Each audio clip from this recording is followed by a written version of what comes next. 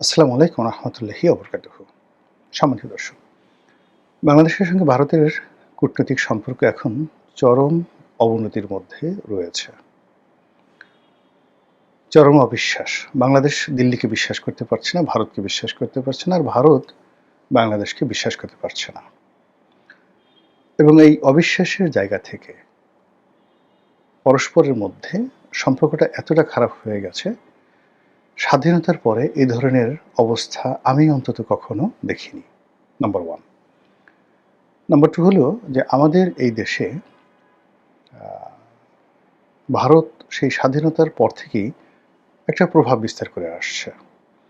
শুধুমাত্র ডক্টর মোহাম্মদ ইউনূসের জামানাতে এই সম্পর্কটি খারাপ হয়ে যায়। কিন্তু ডক্টর মোহাম্মদ ইউনূসের জামানাতে সম্পর্ক খারাপ হওয়ার পরেও কূটনৈতিক চ্যানেলটা সচল ছিল। এরপর সামরিক যে যোগাযোগ, মিলিটারি কমিউনিকেশনটা সেটা সচল ছিল। এবং ভারত প্রাণান্তভাবে চাইতো যে বাংলাদেশে একটি গণতান্ত্রিক পরিবেশ আসুক, একটি নির্বাচিত সরকার আসুক এবং সেই সরকারের সঙ্গে তারা সম্পর্ক স্থাপন করবে, এবং তারা তখন ওই মুহূর্তে ডক্টর মোহাম্মদ ইউনূসের সঙ্গে কোনো অবস্থাতেই সম্পর্ক স্বাভাবিক করেনি।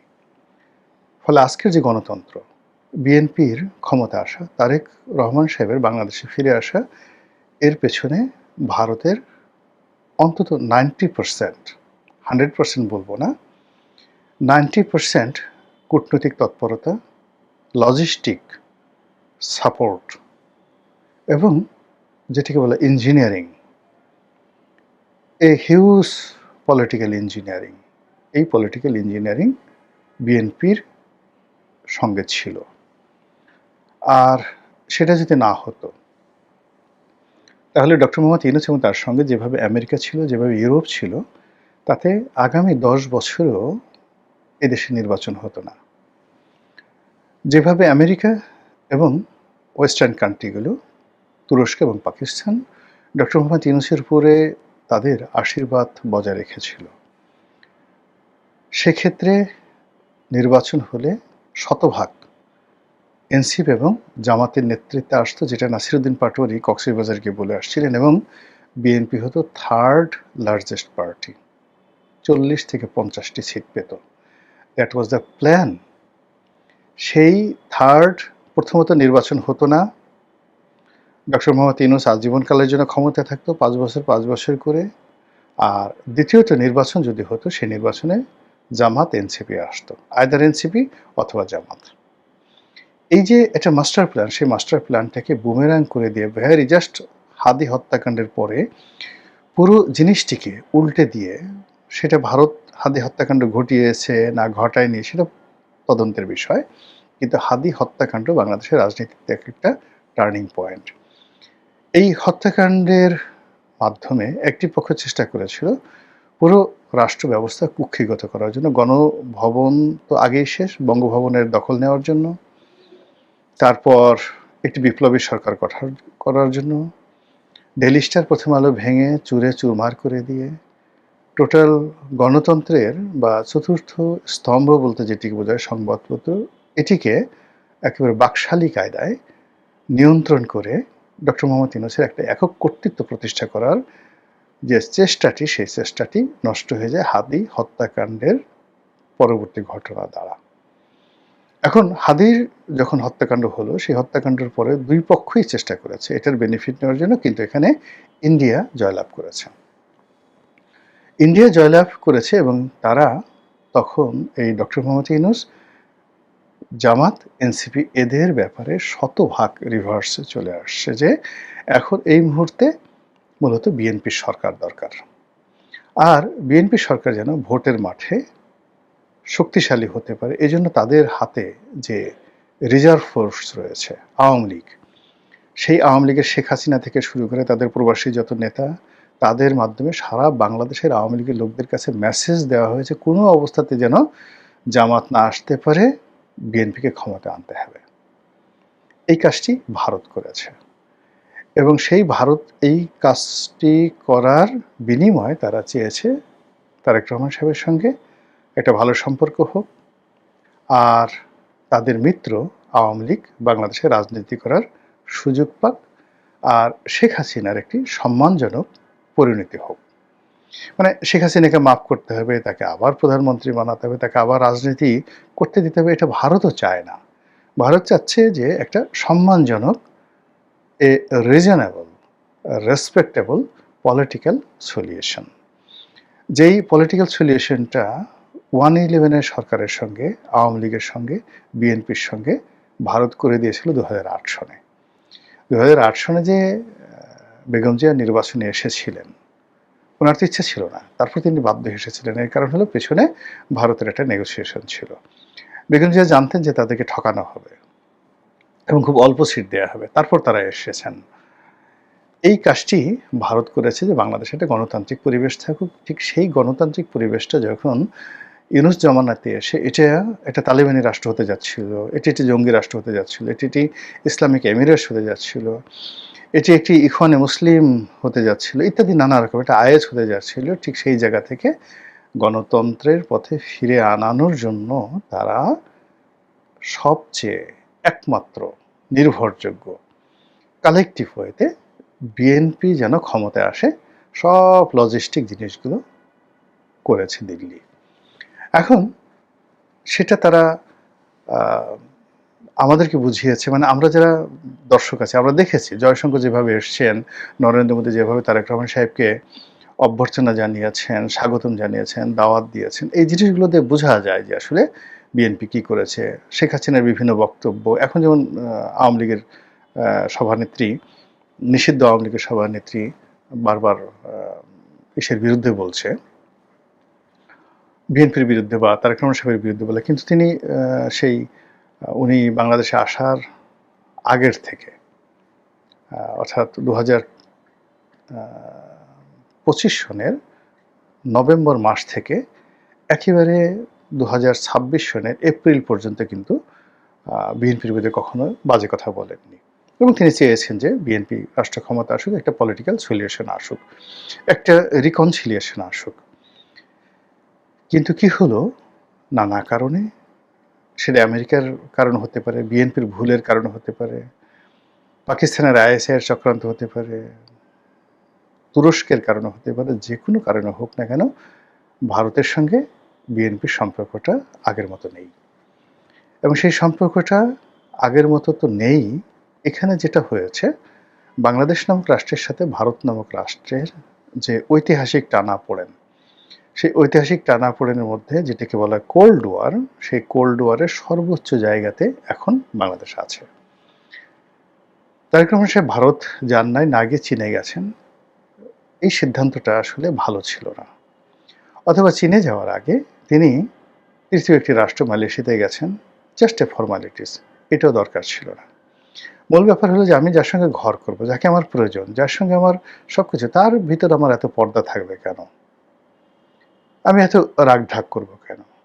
বিএনপি কিভাবে ক্ষমতায় এলো, কিভাবে ইলেকশন হলো, কিভাবে তারেক রহমান সাহেব বাংলাদেশে আসলো, এটা পানি ওপেন সিক্রেট, সবাই জানে। মানে প্রকাশ্য মানে গোপন কথা, এটা সবাই জানে। এখন সেই বিষয়গুলো নিয়ে তার, অর্থাৎ বিএনপি সরকারের যে কৃতজ্ঞতা প্রকাশ করা উচিত ছিল বা যে কমিউনিকেশন করা উচিত ছিল, সেই জায়গাতে তারা যেভাবে অনেককে ভয় পাওয়া শুরু করলো, অনেকে পাত্তা দেওয়া শুরু করলো, লোকে কি বলবে, পাশে লোকে কি বলবে, এই সমস্ত কথাবার্তা বলা শুরু করলো। এর ফলে কি হলো, ভারতের সাথে ধীরে ধীরে সম্পর্কটা নষ্ট হয়ে গেল। এই সম্পর্কটি এখন যে পর্যায়ে আসছে, এটি রীতিমতো একে অপরের জন্য ইজ্জত কা সওয়াল হয়ে গেছে। আমরা যেটা জানতে পারলাম যে জনাব তারেক রহমান সাহেব ভারতে যাবেন, নরেন্দ্র মোদী তাকে অভ্যর্থনা জানাবেন 22 তারিখ থেকে 24 তারিখের মধ্যে তিনি সেখানে থাকবেন, সেভাবে হোটেল বুকিং করা হলো।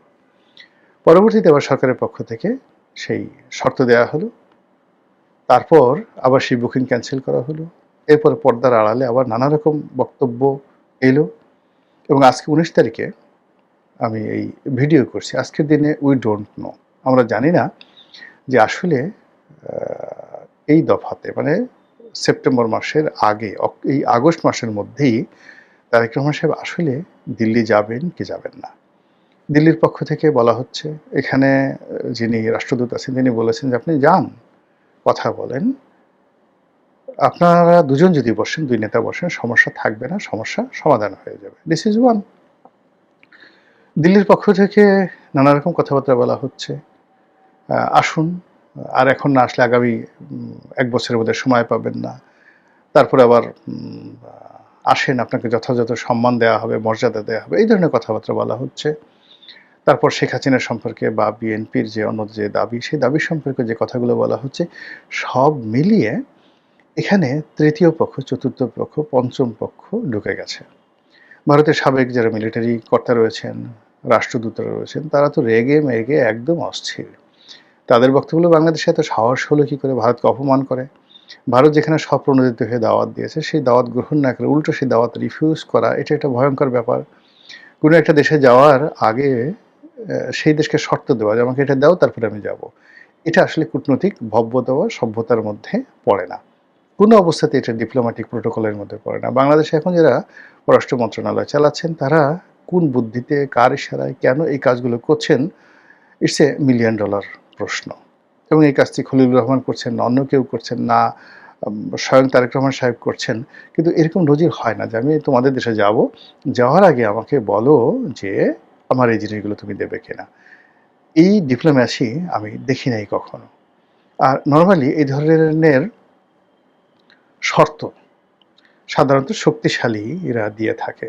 এখন বাংলাদেশ এবং ভারতের মধ্যে যে দ্বিপাক্ষিক সম্পর্ক, আপনি বলেন তো সেই সম্পর্কের ক্ষেত্রে কোন জায়গাতে আমরা আছি যে আমরা ভারতের সঙ্গে বার্গেনিং করতে পারবো, সীমান্ত নিয়ে পারবো, তারপর বন্দরে নিয়ে পারবো, আমাদের আমদানি এবং রপ্তানি নিয়ে পারবো, ফাইন্যান্স নিয়ে পারবো, মিলিটারি পাওয়ার নিয়ে পারবো। এই মুহূর্তে ভারতের যে সফট পাওয়ারগুলো বাংলাদেশে অ্যাক্টিভ রয়েছে, সেগুলো নিয়ে আমরা কোনো অবস্থাতে ভারতের সঙ্গে আমরা ছড়ি ঘোরাতে পারবো ভারতের উপরে। যদি তা না পারি, তাহলে আমরা শর্ত দিচ্ছি কেন? শর্ত কারা দেয়? শক্তিশালী পক্ষ শর্ত দেয়। এখন কোন দিক থেকে বাংলাদেশ, আপনি একটু বলেন তো, শক্তিশালী হয়ে গেল? ফলে এই যে কাজগুলো হচ্ছে, এই কাজগুলো হচ্ছে, এর দ্বারা কেবলমাত্র যে বিএনপি ক্ষতিগ্রস্ত হবে বা বিএনপি লাভবান হবে, নট লাইক দ্যাট। এর দ্বারা আমরা সবাই 18 কোটি মানুষ কিন্তু মারাত্মকভাবে ক্ষতিগ্রস্ত হব। শুনতে খুব ভালো শোনায়, ভীষণ রকম ভালো শোনায়। সেই রাজা মানসিংহের সঙ্গে ইশাখা যুদ্ধ করেছেন। যুদ্ধ করে তলোয়ারের আঘাতে ইশাখা গিয়ে বললেন যে আমি তো হুজুর আপনার সঙ্গে পারবো না। আপনি 1,00,000 সৈন্য নিয়ে আসছেন, আমার সাকুল্যে সৈন্য আছে 1000 পাঁচেক।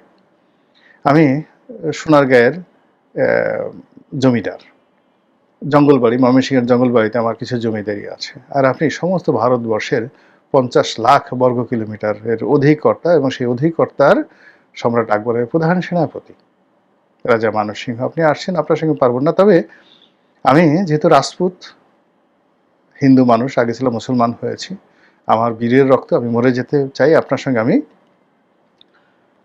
মল্লযুদ্ধ করব, তলোয়ার যুদ্ধ করব, 1 to 1।